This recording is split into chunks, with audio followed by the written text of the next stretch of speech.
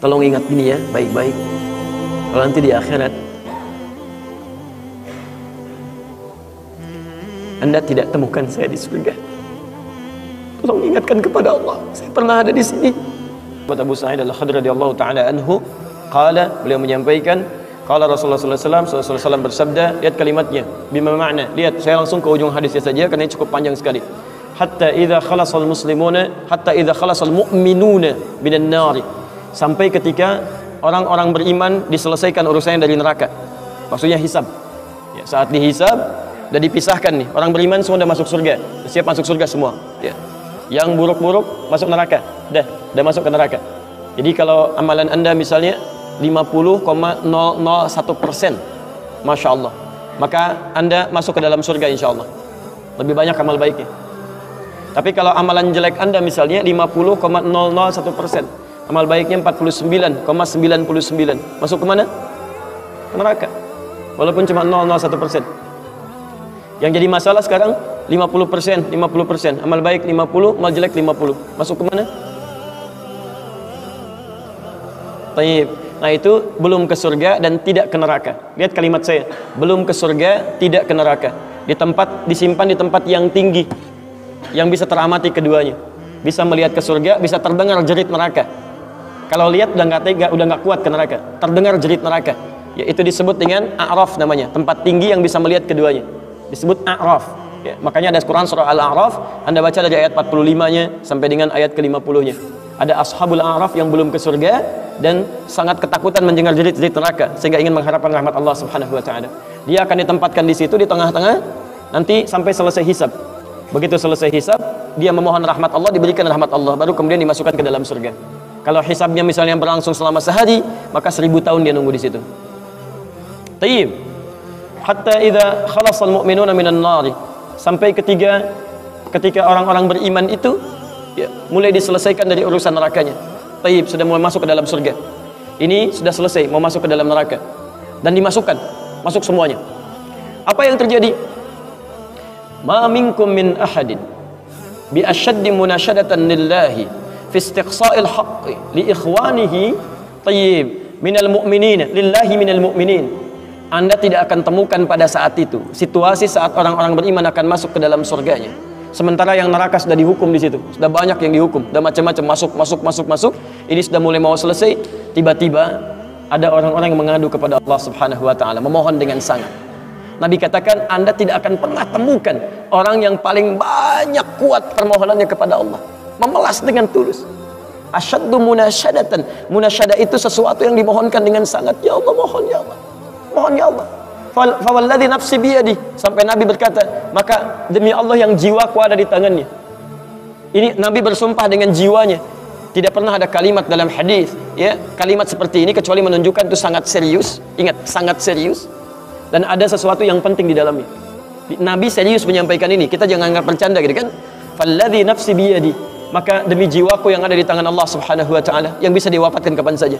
Lihat kalimatnya, fayaqulu, maka mereka berkata, fayaqulu, maka mereka berkata, ya Rabbuna, wahai Rabb kamu, wahai Rabb kami yang tengah merawat kami di dunia, memberikan kecukupan, memaafkan kami, mengampuni kami, dan memberikan nikmat surga sekarang.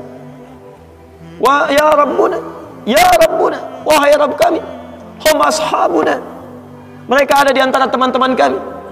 Dalam kalimat yang lebih kuat, kalimat yang menggunakan ikhwan, kata ikhwan, hum ikhwanuna, hum ikhwanuna, mereka saudara-saudara kami ya Allah. Hum yasumuna ma'ana, ada orang-orang yang berpuasa bersama kami saat di dunia. Yusalluna ma'ana, kanu yusalluna ma'ana, mereka salat bersama kami saat di dunia. Jadi tiba-tiba ada sekelompok ikhwan yang datang kepada Allah, yang kehilangan saudaranya. Kok nggak ada di surga gitu kan? Ketika dia mau berangkat, padahal dua punya cita-cita yang sama dan sebagainya, tapi karena bekalnya tidak cukup, sebagian ada yang masuk ke dalam neraka. Tiba-tiba mengatakan kepada Allah dengan permohonan yang sangat, ya Allah, saya kehilangan saudara saya. Ya Allah, saya kehilangan saudara saya. Ya Allah, dulu kami puasa sama-sama. Ya Allah, dulu kami sholat sama-sama. Ya Allah, dulu kami ibadah sama-sama. Ya Rabb, kami tidak temukan dia di sini. Ya Allah, mohon, terus mohon. Sampai ketika puncak pada permohonannya, tiba-tiba Allah berfirman, akhriju man araftum. Para malaikat, keluarkan orang yang dikenali oleh orang-orang ini, yang disebutkan tadi. Keluarkan mereka dari neraka. Tiba-tiba dikeluarkan. Bertemulah orang-orang ini dengan temannya. Sampai Allah kemudian dengan rahmatnya katakan lagi, akhriju man kana fi qalbihi mithqala dzarratin minal iman. Keluarkan sampai yang ada titik terkecil iman dalam hatinya, keluarkan dari neraka. Bahkan hadis ini ada di Al-Bukhari nanti, ya ada di Al-Bukhari nomor hadis ke-14, posisi paling kiri sebelah bawah, ya, tayyib. Sampai mereka kemudian dikeluarkan dalam keadaan gosong, sudah mulai terbakar habis dan dimasukkan ke dalam surga kemudian. Setelah selesai hisabnya di dalam nerakanya, dikeluarkan dari situ.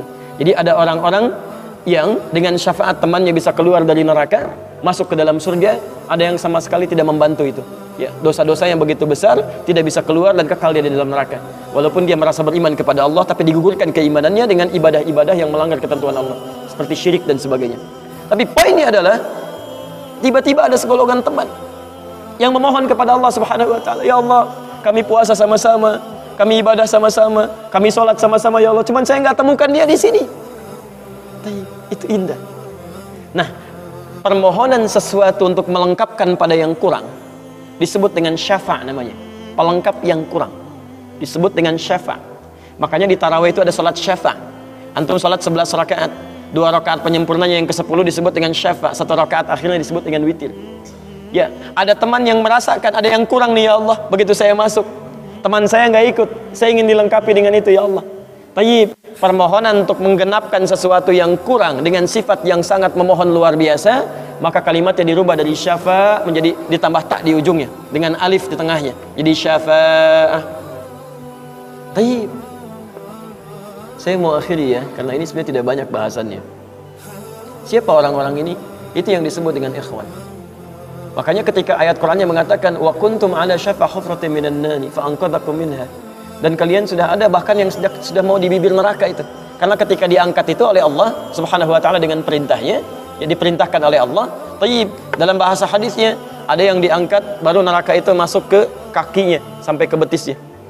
Ada yang sudah masuk sampai ke punggungnya. Ada yang sudah ke lehernya dan ada yang sudah tenggelam di dalamnya. Tayyib. Jadi ada yang baru di bibir neraka diangkat. Ada yang baru sudah mau masuk ke neraka diangkat. Ada yang sudah tenggelam diangkat. Jadi macam-macam. Ya, fa asbahtum bi ni'mati ikhwana. Siapa yang bisa mengangkat itu semua? Di antaranya Allah berikan nikmat kepada Anda dengan dapatnya ikhwan-ikhwan dalam kehidupan. Cuma itu yang bisa menolong Anda di hari akhirat, teman-teman terbaik selain syafaat-syafaat yang lainnya. Ada orang mendekat kepada Al-Quran, ada orang sering bersalawat kepada Nabi, ada orang mendekat pada hukum-hukum Allah. Ada orang-orang yang belum bisa maksimal menunaikan itu semua, dia cari teman-teman yang soleh yang menunjukkan pada kebaikan-kebaikan. Bukankah sering Anda dapati seperti itu? Mungkin Anda bersahabat dengan teman yang tingkat ibadahnya jauh di atas Anda. Anda masih sibuk dengan urusan dunia, tapi masih menunaikan sholat, masih puasa, tapi karena kesibukan dunia Anda, Masya Allah, kurang bekal ibadah Anda. Tapi beruntungnya Anda dengan punya teman yang soleh, berjamaah dengan imam yang soleh, puasa dengan dia, buka sama-sama, kadang sering ikut-ikut misalnya dalam ta'limnya, dalam macam-macamnya, Masya Allah. Maka tiba-tiba ketika Anda dikenal oleh dia, diingat oleh dia, di akhirat nanti tidak ditemukan Anda, ya Allah, dia kawan saya ya Allah, dia teman saya ya Allah, dia saudara saya ya Allah, kami pernah ta'lim sama-sama ya Allah, kami pernah puasa sama-sama ya Allah, kami pernah sholat berjamaah sama-sama ya Allah, mohon jangan pisahkan ya Allah, jangan pisahkan. Pertanyaan, sudahkah Anda punya teman seperti itu yang bisa menolong dalam kebaikan? Kalau belum temukan, cepat cari mumpung masih hidup, sebab kalau sudah kehidupan itu berakhir, tidak mudah untuk menemukannya. Maka pastikan di kantor Anda, teman Anda bisa membawa Anda ke surga. Pastikan di rumah Anda, pasangan hidup Anda adalah teman yang bisa membawa Anda ke surga. Pastikan di tempat kehidupan Anda, siapapun tetangga Anda, kerabat Anda, teman-teman sekolah anak Anda adalah teman yang bisa mengingatkan dan membantu Anda untuk mencari Anda bisa masuk ke dalam surga. Dan saya mohon pada Anda semuanya, tolong ingat ini ya, baik-baik. Kalau nanti di akhirat Anda tidak temukan saya di surga, tolong ingatkan kepada Allah, saya pernah ada di sini, saya pernah ada di sini. Tolong ingatkan. Kalau antum di akhirat tidak temukan saya di surga, tolong ingatkan. Ya Allah, mohon ya Allah, Adi Hidayat pernah mengajar saya dan mengingatkan saya di sini. Ya. Subhanakallahumma wa bihamdika asyhadu an la ilaha illa anta astaghfiruka wa atubu ilaik. Wa akhiru da'wana alhamdulillahi rabbil alamin. Assalamualaikum warahmatullahi wabarakatuh.